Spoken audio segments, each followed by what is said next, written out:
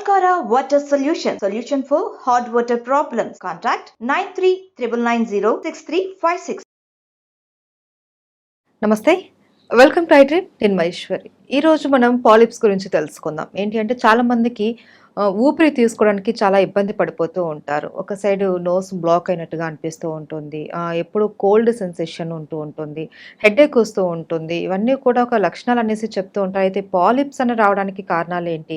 ఇది వస్తే మనకు హోమియోపతిలో పర్మనెంట్ ట్రీట్మెంట్ ఉందా? దీని గురించి చాలా క్లియర్‌గా తెలుసుకుందాం. నమస్తే సార్. నమస్తే అండి. సార్, ఈ పాలిప్స్ అనేసి చెప్తూ ఉంటారు. అయితే కొంతమందిలో ముక్కు వంకరగా ఉండడం వల్ల అంటారు. ముక్కులో కండ పెరగడం వల్ల బ్రీత్ రావడం లేదు అనేసి అంటూ ఉంటారు. కొంతమందికి స్మెల్ సెన్స్ కూడా లేకుండా రైట్. ఉంటుంది. ఏంటి సార్, దీన్ని మీరేమంటారు? సో, బేసిక్‌గా ఇది నోస్‌కి సంబంధించిన కండిషన్స్ అండి. బేసిక్‌గా సమ్ గ్రోత్ అంటున్నారు కాబట్టి దీంట్లో బేసిక్‌గా 3 టైప్స్ ఆఫ్ థింగ్స్ ఉంటాయి. ఫస్ట్ మనం ఇన్ఫీరియర్ టర్మినల్ హైపర్ట్రోఫీ అంటాం. సో, ఇన్ఫీరియర్ టర్మినల్ హైపర్ట్రోఫీ అంటే ఏంటంటే మనకు లోపల మ్యూకస్ మెంబ్రేన్ ఉంటుంది. ఆ మ్యూకస్ మెంబ్రేన్ అనేది సో మన ఇన్ఫెక్షన్ అనకూడదు, ఇన్ఫ్లమేషన్ అంటాం అనమాట. ఇన్ఫ్లమేషన్ వల్ల ఏంటంటే అది ఎన్లార్జ్ అవుతుంది. దాన్ని ఇన్ఫీరియర్ టర్మినేట్ హైపర్ట్రోఫీ అంటాం అనమాట. సో నెక్స్ట్ కండిషన్ వచ్చి డిఎన్ఎస్ అంటాం, డీవియేటెడ్ నాజల్ సెప్టమ్ అంటాం అనమాట. ఈ డీవియేటెడ్ నాజల్ సెప్టమ్ అంటే ఏంటంటే మనకు నోస్లో ఒక సెప్టమ్ ఉంటుంది. అది స్ట్రైట్గా మధ్యలో ఉండాలి. ఒక్కొక్కసారి ఏమవుతుందంటే లెఫ్ట్కి రైట్కి పోవడము, సో క్రాస్గా రావడము, ఇట్లా వంకరగా కావడం, డిఫరెంట్ షేప్స్ వస్తుందన్నమాట. దాన్ని డీవియేటెడ్ నాజల్ సెప్టమ్ అంటాం అనమాట. ఇంకోటి మీరు చెప్పినప్పుడు పాలిప్స్ అంటాం. పాలిప్స్ అంటే ఏంటంటే మ్యూకస్ మెంబ్రేన్ నుంచి ఎక్స్ట్రా గ్రోత్ అనమాట. మనకు చిన్న బయట ట్యూమర్స్ ఎలా వస్తాయో నోస్లో కూడా అలా వస్తాయి అన్నమాట. సో ఈ 3 కండిషన్స్లో ఏమవుతుందంటే మెకానికల్ అబ్స్ట్రక్షన్ జరుగుతుంది. అంటే మన గాలి పీల్చుకోవడానికి డైరెక్ట్గా ఏవైతే పైప్స్ ఉంటాయో లేకపోతే ఏదైతే ఎంప్టీ స్పేసెస్ ఉంటాయో ఇవి ఎప్పుడైతే ఫిల్ చేస్తాయో మనకు బ్రీత్ తీసుకోవడం కష్టమవుతుంది. కొంతమంది ఏం చేస్తారంటే ఒక నోస్ బాగానే ఉంటుంది, ఇంకో నోస్ అబ్స్ట్రక్ట్ అవుతుంది. కొంతమందికి ఏమవుతుందంటే 2 నోస్ అబ్స్ట్రక్ట్ అవుతాయి. మౌత్ బ్రీతింగ్ చేస్తారు. మౌత్ బ్రీతింగ్ అనేది చాలా డేంజరస్ బ్రీతింగ్. సో చాలా స్టడీస్ ఉన్నాయి మౌత్ బ్రీతింగ్ పైన. ఇమ్యూనిటీ తగ్గిపోవడము, సో వాళ్ళ ఫేస్ మజిల్స్ ఫేషియల్ కాంటూరే మారిపోవడము, సో చాలా డిసడ్వాంటేజెస్ ఉన్నాయి నోస్ బ్రీతింగ్ వల్ల.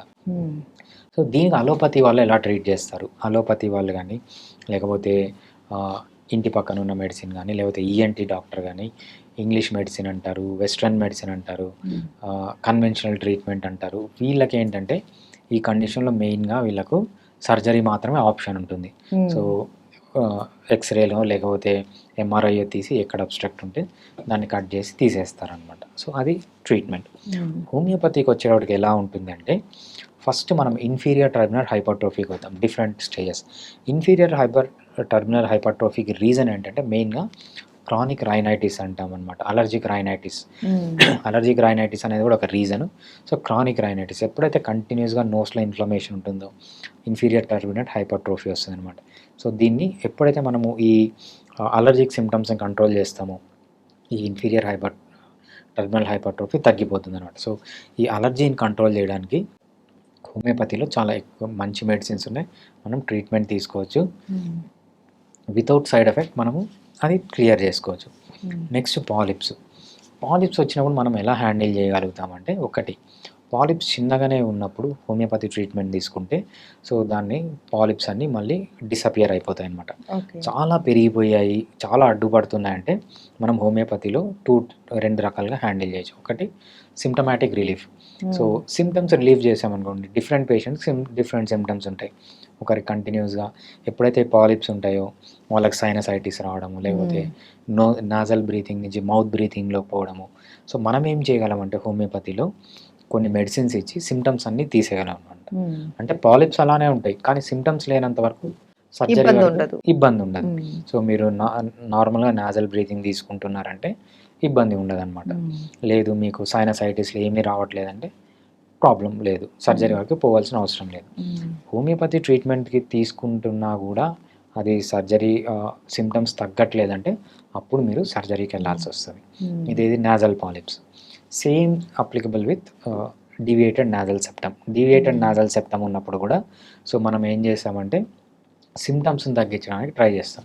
సో సిమ్టమ్స్ అన్నీ తగ్గిపోయాయి అనుకోండి, సో మీకు కోల్డ్స్ రావట్లేదు, లేకపోతే సైనసైటిస్లు రావట్లేదు, నాజల్ బ్రీతింగే ఉంది, సో మౌత్ బ్రీతింగ్ కాకుండా నోస్తోనే నార్మల్గా బ్రీతింగ్ చేసుకుంటున్నారు. సో అంటే మీరు అక్కడ కూడా సర్జరీకి వెళ్ళాల్సిన అవసరం లేదు. అవసరం లేదు. సో మాకు వచ్చే పేషెంట్స్లో ఒక 100 మంది వస్తే ఆల్మోస్ట్ 90% ఆఫ్ ది పీపుల్కి మేము సర్జరీ వరకు పోకుండా కాపాడగలుగుతాం. సో సిమ్టమ్స్ అన్నీ తీసేస్తే no need to go for surgery. ఇది ఎంతమంది కేసులో జరుగుతుందంటే 90% ఆఫ్ ది కేసెస్లో జరుగుతుంది. ఇంకా 10% ఆఫ్ ది కేసెస్ రియాక్ట్ కావు. సో రియాక్ట్ అయినా కూడా కంప్లీట్గా కావు. సో అటువంటి కేసెస్లో మేము ఏం చెప్తామంటే సో గో ఫర్ సర్జరీ అని చెప్తాం అన్నమాట. బట్ 100 కేసుల్లో 90% of the cases can be effectively handled with homeopathy. అయితే మీరు చెప్పిన ఈ 3 రకాలలో మళ్ళీ ఈ సర్జరీ తర్వాత మళ్ళీ రిపీట్ అవుతాయనేసి విన్నాం సార్, అది నిజమేనా?